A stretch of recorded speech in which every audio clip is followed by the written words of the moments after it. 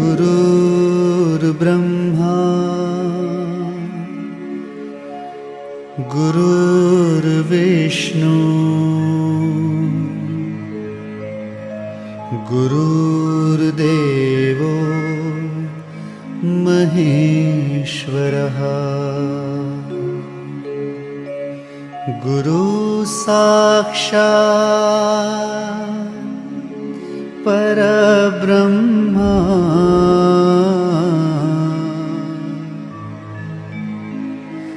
तस्मै श्री गुरुवे नमः।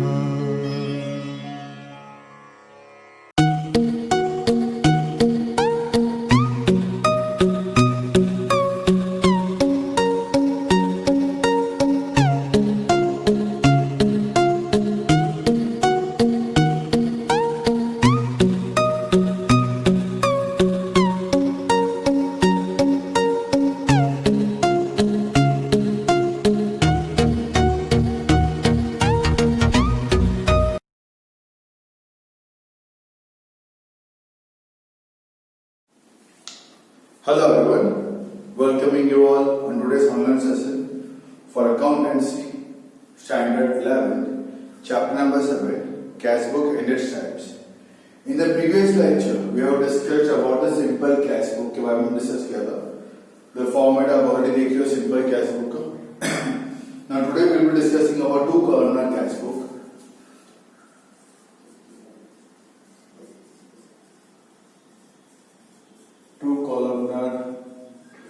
Cash book. उसमें पहला है कैश एंड डिस्काउंट, वो डिस्कस करते हैं. कैश एंड डिस्काउंट तो भाई कॉलम में कहां पे क्या चेंजेस आएंगे. ओके, कॉलम में कहां पे क्या चेंजेस आएंगे. Okay, I will just repeat out few things.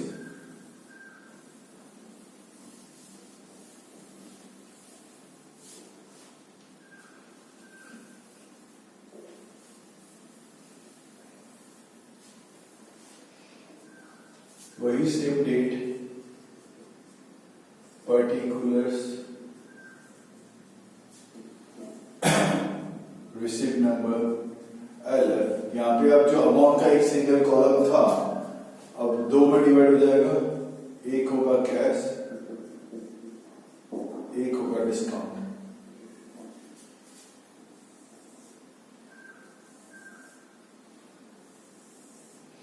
एक होगा कैश, एक होगा डिस्काउंट. अरे सॉरी, एक्स्ट्रा स्पेस आ गई.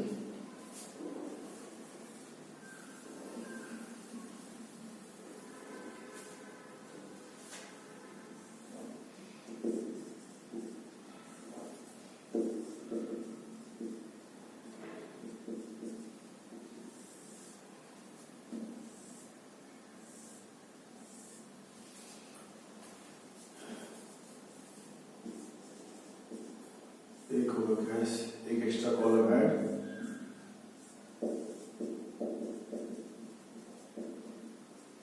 डिस्काउंट. यहाँ पे रूल्स में वही सेम रूल. डेबिट पे पैसा आया, क्रेडिट पे पैसा गया, रूल तो वही सेम. बट यहाँ पे कॉलम दो हो गए. एक हो गया कैश, एक हो गया डिस्काउंट. सो डिस्काउंट तो कौन सा वाला discount? That is called cash discount. Trade discount क्या है, तो आपको कंपल्सरी माइनस करना ही है. उसके बाद आपको चेक करना है whether cash discount amount is given और नॉट. वो आपको चेक कर लेना है. कैश डिस्काउंट का अमाउंट दिया तो यहाँ पे मेंशन यहाँ पे करना है. दिस सब में also start with the balance. Suppose 2019 year June month दिया है, to balance brought down, balance का अमाउंट लिखा है यहाँ पे. ठीक है, डिस्काउंट का जो भी है वो यहाँ मेंशन करेंगे. सेल्स किया हो तो पैसा मिला. ओके, पैसा मिला. डिस्काउंट दिया हो, suppose sold goods of ₹10,000 to Mukesh at 10% वेट डिस्काउंट एंड 10% का discount. Received full amount immediately.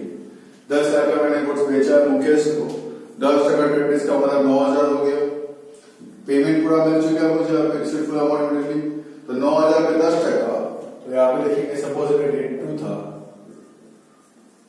To sales account 8100 cash मिला और 900 का मुझे मिला यहाँ पे डिस्काउंट. और 900 का मुझे मिला यहाँ पे discount. Okay, suppose next purchase goods worth ₹20,000 from Ramesh at 10% weight discount and 10% cash discount, paid full amount immediately by cash. Purchase क्या मैंने 3 तारीख को by purchase account 20,000 का गुड्स परचेज किया, 10% डिस्काउंट, 2,000 का डिस्काउंट माइनस करने के बाद 18,000 आया, उस पर 10% कैश डिस्काउंट मतलब 1800 का डिस्काउंट, 16,200 का कैश मतलब मैंने पे किया होगा. ठीक है, तो इंश्योर कंसेप्ट तो वही है, पैसा आया तो डेबिट साइड, पैसा गया तो क्रेडिट साइड. ठीक है, इवन कभी किसको पेमेंट करते हैं तो सेटलमेंट करते हैं, paid ₹1,000 to Mr. Parth, settling the account of ₹1,010. Mister Parth को मैंने 1,000 रुपए पे किए और मेरा जो अकाउंट था 1,010 का वो सेटल कर दिया. तो डेट लिखा बाय पार्थ, डेट में लिखा 4 बाय पार्थ है, कितना पे किया, 1,000 रुपए पे किए, 10 रुपए का अलाउंस डिस्काउंट वैकेंसी. तो ये भी डिस्काउंट वाला में आपको लिखना है. ठीक है, बैलेंस करने की बात है, जैसा मैं पहले सीखा था बैलेंस करना, हमें कैश को बैलेंस करना है, हमें कैश अकाउंट को बैलेंस करना है. डेबिट साइड ज्यादा हो, सेम टोटल यहाँ पे लिखा, क्रेडिट माइनस क्या, last date of the month by balance कैट डाउन, बैलेंस यहाँ लिख दिया. डिस्काउंट कॉलम को मुझे बैलेंस करना नहीं है, डिस्काउंट कॉलम को मुझे बैलेंस करना नहीं है, ध्यान रहे. जैसा है टोटल वैसा का वैसा नीचे लिख दो. ये 900 है तो 900 बाई 110 तो by 110. I hope so clear है. ठीक है, same way bank and discount. Number 2 है बैंक एंड डिस्काउंट. तो जहां पे कॉलम कैश का है वहां पे कन्वर्ट हो जाएगा बैंक, जहां पे कॉलम कैश का है वहां पे कन्वर्ट हो गया बैंक. मतलब ट्रेडिंग विद द बैंक अगर होता है, ठीक है, चेक से पेमेंट्स होंगे ये सारे के सारे, या चेक से मिला होगा सारे के सारे ट्रांजेक्शंस, तो आप बैंक कॉलम में स्मॉल लिखोगे, बाकी वही सेम टू सेम रूल्स यहाँ पे. ठीक है, एंड थर्ड जो आता है वो होता है कैश और bank. 2 column method, cash and bank. Cash and bank.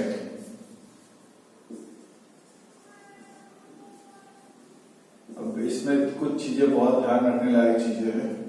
यहाँ पे ओपनिंग बैलेंस दोनों के पॉसिबल है, बैलेंस ब्रॉट डाउन दोनों के पॉसिबल है.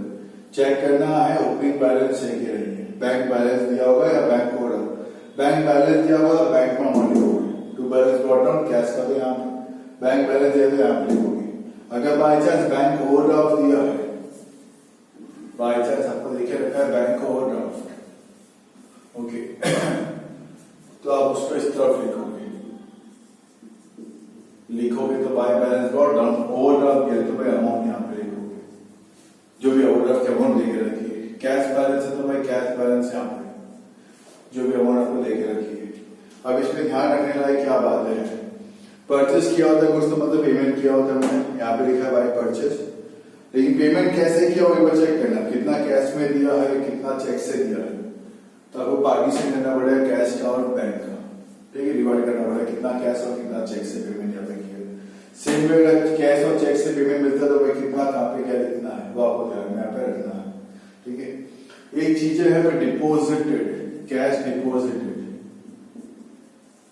ध्यान में कैश डिपोजिट किया, मैंने बैंक में किया cash deposit, deposited ₹15,000 in the bank, मैंने किया बैंक में डिपोजिट 15,000 रुपए, तो बैंक को पैसा मिला, रिसिप्ट ना बैंक के लिए, बैंक को पैसा मिला. कितना पैसा मिला बैंक को, 15,000 मिला. अमाउंट लिख देता हूँ 15,000. मेरे पास से क्या गया, कैश गया, तो यहाँ पे डेट सपोज की 5 है, तो कैश अकाउंट मेरे पास से कैश गया, बैंक को पैसा मिला. LF कॉलम में सी फॉर कॉन्ट्रा, कॉन्ट्रा मतलब 2 जगह पे एंट्री होती है उसको बोलते कॉन्ट्रा. मेरे पास से कैश गया, बैंक बैलेंस बढ़ा, सेम डेट पे क्रेडिट साइड पे थी बाय बैंक अकाउंट, मेरा कैश बैलेंस भी तो कम हो गया, बैंक का बैलेंस बढ़ गया, बैंक में लिखा अमाउंट, मेरा कैश बैलेंस कम हो गया. ठीक है, ये कब करना है? जब मैंने किया अमाउंट डिपोजिटेड, तब जब मैंने कैश डिपोजिट किया हो तो bank balance will increase, bank balance will increase, okay, and cash balance will decrease. Bank balance यहाँ से बढ़ता है, कैश बैलेंस यहाँ से कम होता है। अमाउंट लिख दो, बाहर दूसरे का नाम लिख दो, बैंक में अमाउंट का कैश का नाम और कैश में अमाउंट का बैंक का नाम। ये क्या डिपोजिट। बात करता हूँ विड्रॉ की, अगर मैंने बैंक से पैसा विड्रॉ किया बिजनेस पर्पस के लिए, ध्यान से सुनना, अगर मैंने बैंक से पैसा विड्रॉ किया बिजनेस पर्पस के लिए, मतलब शॉप का रेंट पे करना है, शॉप के एक्सपेंस पे करनी है, मतलब बिजनेस पर्पस के लिए विड्रॉ किया तो उसकी कॉन्ट्रेंट पास होगी। अगर मैंने बैंक से पैसा विड्रॉ किया बिजनेस पर्पस के लिए, शॉप का रेंट पे करना है, हाउस का नहीं, शॉप का रेंट पे करना है, सैलरी पे करनी है, उसके लिए मैंने बैंक से पैसा विड्रॉ किया, उसकी कॉन्ट्रेंट पास होगी। ठीक है, अब वो तब कैसे होगी? Withdraw,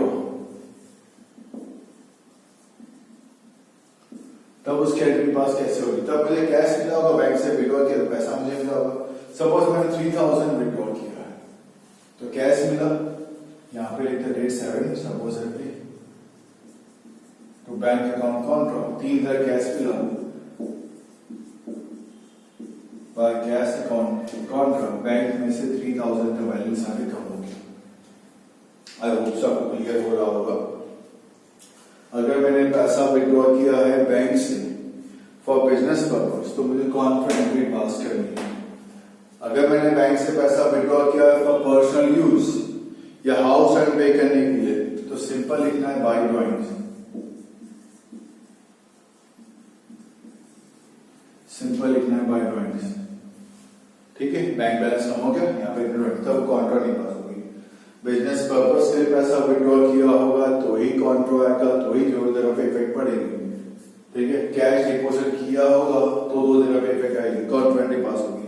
otherwise single same date पे होगी तो ही कॉन्ट्रा पास होगी। दूसरी बात से बात हो, जैसे कि मैंने गुड सेल किया, ठीक है, मैंने डेट 15 को मैंने गुड सेल किया worth rupees 10,000 to Mukesh, received 4,000 in cash and 6,000 by check। 6,000 का चेक मिला और 4,000 कैश में मिला। तो सेल्स क्या मतलब पैसा मुझे मिला है, सेल्स क्या मतलब पैसा मुझे मिला है। ठीक है, पैसा मिल गया, चेक मिल गया मतलब पैसा मिल गया।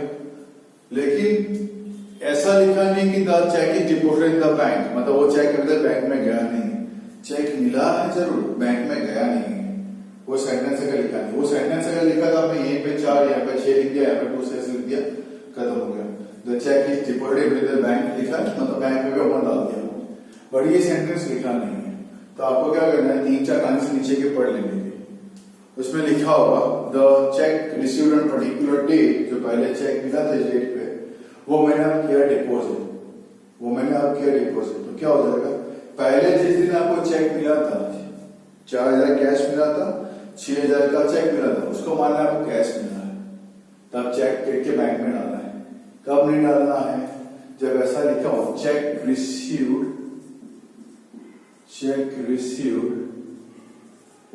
Is deposited in the bank. ये अगर सेम डेट पे लिखा है, सेल्स किया हो उसी डेट पे ये सेंटेंस पे लिखा है तो कैश और बैंक में अमाउंट आ जाएगी। ये नहीं लिखा है, ये सेंटेंस नहीं लिखा कंटिन्यूएशन में, कुछ दिनों के बाद लिखा है, कुछ दिनों के बाद लिखा है। तो जब मैंने सेल्स किया है, जब मुझे चेक मिला था उसको मानेंगे मुझे कैश ही मिला है। फिर आगे जाके जब लिखा है ये चेक मैंने किया बैंक में डिपोजिट, तो आप उसकी कॉन्फिडेंटली पास कर दो, बिकॉज मैंने चेक को कैश माना था तो कैश किया मैंने बैंक में डिपोजिट, तब मैं उसकी कॉन्फिडेंटली पास कर दूंगा। होप सो क्लियर हो गया होगा।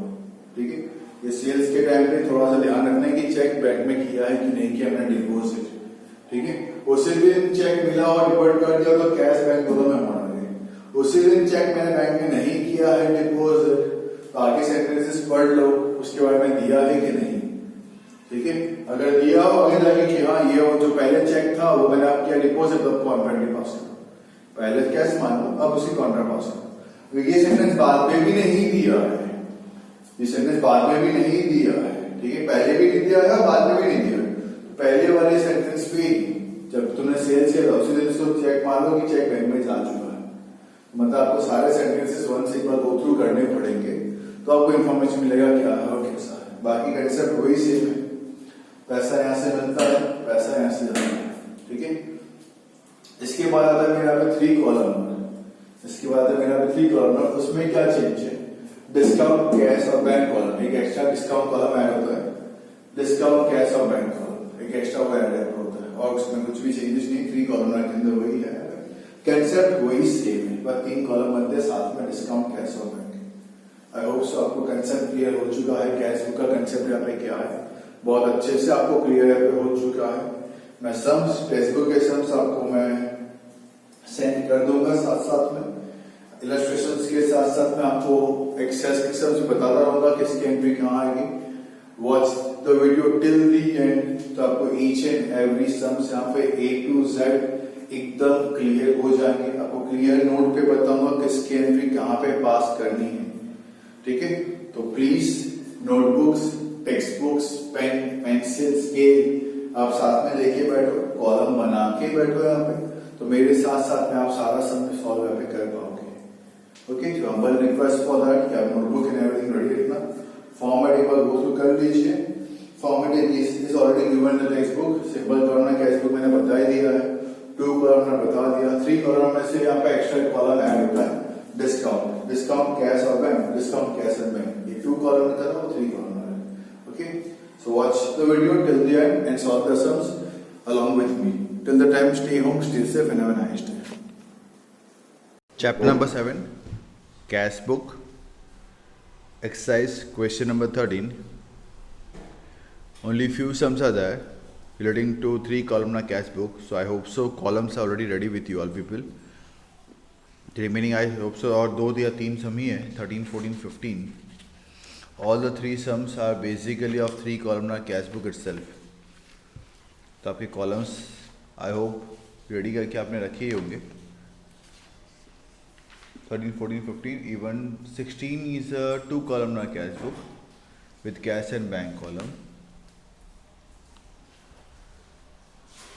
तो आप सब सम के कॉलम बना के रेडी रखे।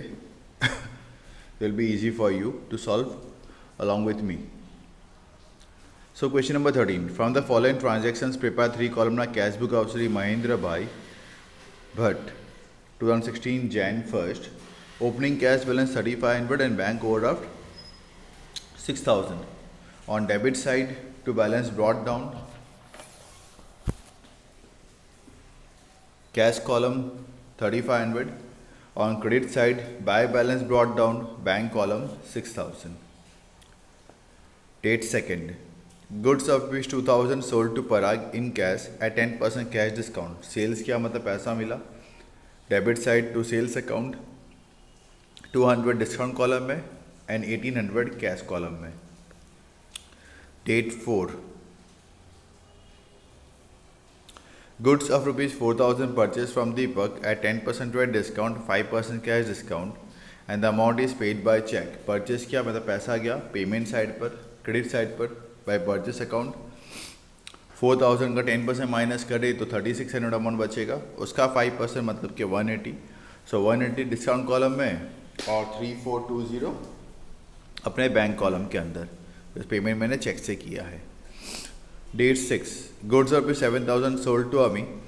Ami paid 40% amount by cash and the remaining amount is paid by check. Check is deposited in the bank. Okay. Sales क्या मतलब पैसा मिला.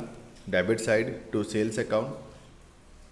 7000 का 40% that is 2800 कैश कॉलम में and remaining 4200 बैंक कॉलम के अंदर. Date number 8. Check of rupees 6000 is received, which is issued by Gaurang towards the payment of his old debt 6050, which is deposited in the bank. Gaurang ने दिया है मतलब मुझे पैसा मिला है. Debit side to Gaurang account 6000 rupees bank column में and 50 rupees discount column के अंदर. Date 12. Salary of rupees 2000 paid by NEFT and rupees 5 paid for NEFT charge. Okay. Payment side पर by salary account 2000 rupees bank column में और by NEFT charges 5 rupees bank column के अंदर. Date 15. Rupees 1500 paid for stationery by cheque. Payment side पर by stationery account, bank column में 1500। उसके बाद date 17 ₹4500 deposit in the bank, contra entry पास करनी पड़ेगी। डेबिट साइड में टू कैश अकाउंट, LF में C, बैंक में 4100 एंड पेमेंट साइड पे बाय बैंक अकाउंट, LF में C, कैश कॉलम में 4100। Date 20 as more funds are required in the business, personal vehicle of 10,000 sold for 8,000 and 7,000 bought in the business. Debit side to capital account, cash column में 7,000. Then date 23 ₹6,000 withdrawn for the bank for the payment of school fees of his daughter. Payment side पे by drawings account, bank column में 6,000. Date 25 ₹500 paid for the shop rent. Payment side पर by shop rent, cash column में 500. Date 28 bank debited ₹30 bank commission and ₹20 for SMS charges. So payment side पर by bank commission, bank column में 30 और bye SMS charges वो भी bank column में 20. And date 29 ₹5,000 deposit in the bank. So debit side to cash account, LF में C, bank column में amount 5,000 and payment side by bank account, LF में C और cash column में 5,000. फिर आप सबको क्लोज करेंगे. ओके, डिस्काउंट टोटल आएगा 250 on debit side and 180 on credit side. Cash का डेबिट साइड ज़्यादा है 15,100, टोटल आप दोनों तरफ लिख दोगे 15,100. उसमें से कैश कॉलम क्रेडिट का आप माइनस करेंगे तो रिमेनिंग अमाउंट विल बी 5,500. तो date 31 credit side by balance carried forward, cash column 5,500 and bank column also debit side ज़्यादा आएगा.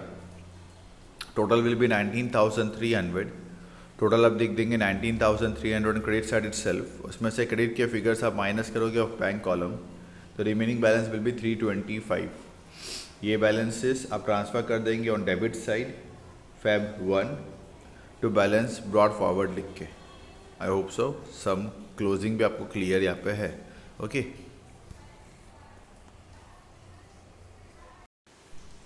Chapter number 7 cash book. Question number 14 from the following transactions prepare 3 columnar cash book of Sonam Bain. 2016 Feb 1 cash balance 16,000, bank balance 18,000.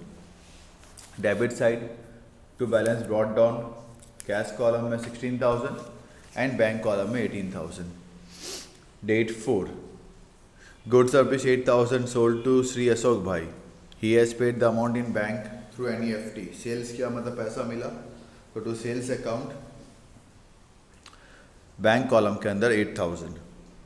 Date 6 goods of ₹10,000 sold to Hetal in cash at 10% cash discount. Sales किया मतलब पैसा मिला to sales account, ₹1,000 discount column के अंदर and ₹9,000 cash column के अंदर.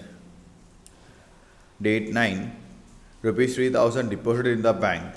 Debit side to cash account, LF में C, bank column में 3,000. Credit side by bank account, LF में C, कैश कॉलम में 3,000. Next date 11 life insurance premium of ₹2,000 is paid by NEFT and bank debited ₹3 for charges. LIC pay किया है तो payment side by drawings account, bank column में 2,000 और वहीं पे by NEFT charges bank column में ₹3.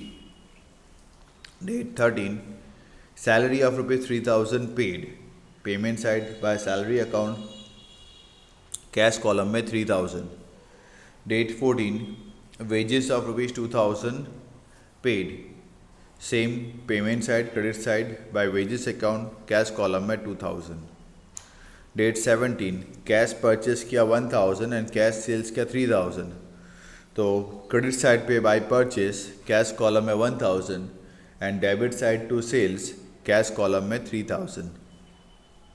Date 19 bank credited ₹2,500 for dividend through NEFT. Bank ने credit किया मतलब मुझे पैसा मिला तो debit side to dividend account, bank column में 2500. Date 21 commission of ₹1200 paid. Payment side पर by commission account 1200 rupees cash column में. Date 23 fire insurance premium of ₹2500 paid by NEFT and bank debited ₹2 for charges. Payment side पर by insurance premium 2500 bank column में, वहीं पे नीचे by NEFT charges ₹2 bank column के अंदर. Next number 20 date 25 bank credited bank interest ₹200 and commission ₹200 in our account through NEFT. Bank ने credit किया मतलब मुझे पैसा मिला तो मेरे डेबिट में. डेबिट साइड पे to bank interest bank column में 200, to bank commission bank column में 200. And 28 bank has paid the vehicle loan instalment of ₹12,000 on our behalf through NEFT and bank debited ₹3 for charges. Okay, pay किया. Payment side पे by vehicle loan account 12,000 bank column के अंदर, उसी के नीचे by NEFT charges ₹3 bank column के अंदर. अब टोटल करेंगे. डेबिट का टोटल ऑफ डिस्काउंट आएगा 1000 एंड क्रेडिट आएगा डिस्काउंट का कुछ भी नहीं है dash. Cash balance one second आपका डेबिट साइड ज़्यादा है. Total will be 28,000 of cash column. Same आप क्रेडिट में लिख दोगे. उसमें से आप सारे क्रेडिट के फिगर्स माइनस करेंगे. You will get a balance of 17,800. तो क्रेडिट पे लिख दोगे डेट 29 बिकॉज 2016 फेब है, leap year. Okay, date 29 by balance carried forward या कैरिड डाउन 17,800 कैश कॉलम में आपका बैलेंस बचेगा. एक बार टैली करके चेक कर लेना. बैंक का भी same, debit side is more 31,900. Same आप लिखोगे क्रेडिट में 31,900. रिमेनिंग फिगर्स आप माइनस करोगे, क्रेडिट के फिगर्स माइनस करोगे, you will get a balance of 15,392. 15,392 का बैलेंस मिलेगा. Balance carry forward 15,392. दोनों का बैलेंस आपको डेबिट साइड में ट्रांसफर कर देना टोटल के नीचे. March 1st balance brought forward. Cash column 17,800 and bank column 15,392. Okay, I request you all कि आप question number 15 and question number 16 खुद एक बार ट्राई करें. Okay, so in the very next lecture I will be helping you out in solving the sums of question number 15 and 16.